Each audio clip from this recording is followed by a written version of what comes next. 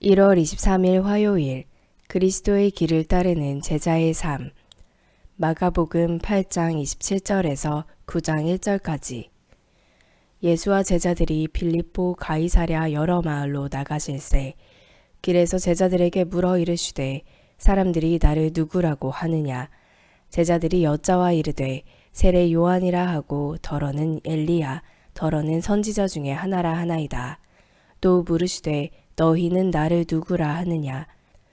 베드로가 대답하여 이르되 주는 그리스도 신이이다 하매 이에 자기의 일을 아무에게도 말하지 말라 경고하시고 인자가 많은 고난을 받고 장로들과 대제사장들과 서기관들에게 버림받아 죽임을 당하고 사흘 만에 살아나야 할 것을 비로소 그들에게 가르치시되 드러내놓고 이 말씀을 하시니 베드로가 예수를 붙들고 항변하매 예수께서 돌이키사 제자들을 보시며 베드로를 꾸짖어 이르시되 사탄아 내 뒤로 물러가라. 내가 하나님의 일을 생각하지 아니하고 도리어 사람의 일을 생각하는도다 하시고 무리와 제자들을 불러 이르시되 누구든지 나를 따라오려거든 자기를 부인하고 자기 십자가를 지고 나를 따를 것이니라. 누구든지 자기 목숨을 구원하려고 하면 잃을 것이요 누구든지 나와 복음을 위하여 자기 목숨을 잃으면 구원하리라. 사람이 만일 온 천하를 얻고도 자기 목숨을 잃으면 무엇이 유익하리요? 사람이 무엇을 주고 자기 목숨과 바꾸겠느냐? 누구든지 이 음란하고 죄 많은 세대에서 나와 내 말을 부끄러워하면 인자도 아버지의 영광으로 거룩한 천사들과 함께 올 때에 그 사람을 부끄러워하리라. 또 그들에게 이르시되 내가 진실로 너희에게 이르노니 여기 서 있는 사람 중에는 죽기 전에 하나님의 나라가 권능으로 임하는 것을 볼 자들도 있느니라 하시니라. 오늘의 말씀 요약.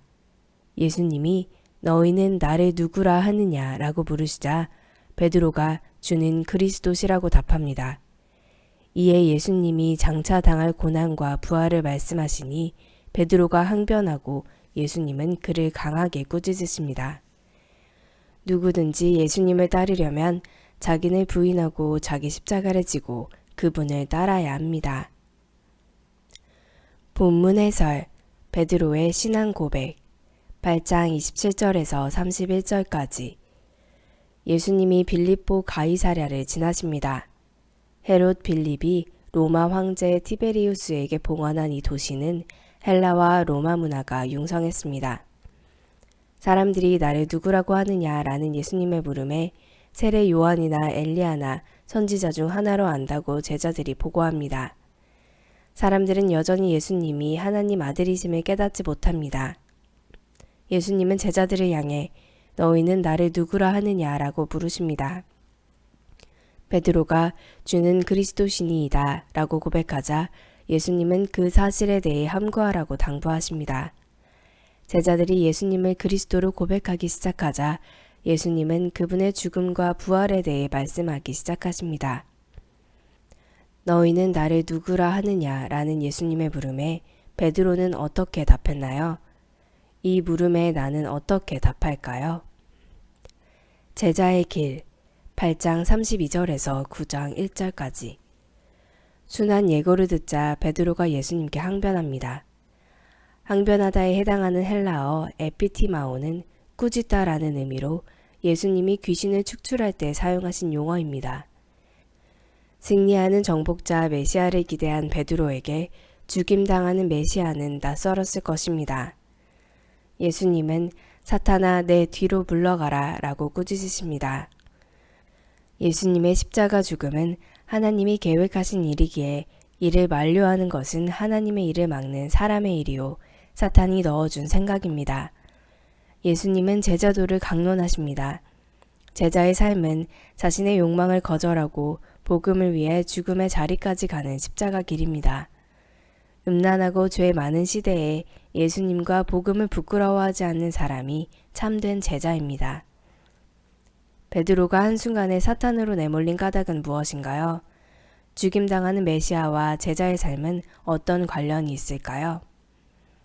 오늘의 기도. 주님, 주는 그리스도시라는 베드로의 고백이 제 삶의 고백이 되기를 원합니다. 저를 대신해 십자가의 길을 걸으신 주님을 생각하며 제 십자가를 지고 제자의 길을 걷게 하소서. 영혼 구원에 대한 갈망을 주시고 세상을 얻는 기쁨보다 큰 한 영혼을 얻는 기쁨의 가치를 알게 하소서.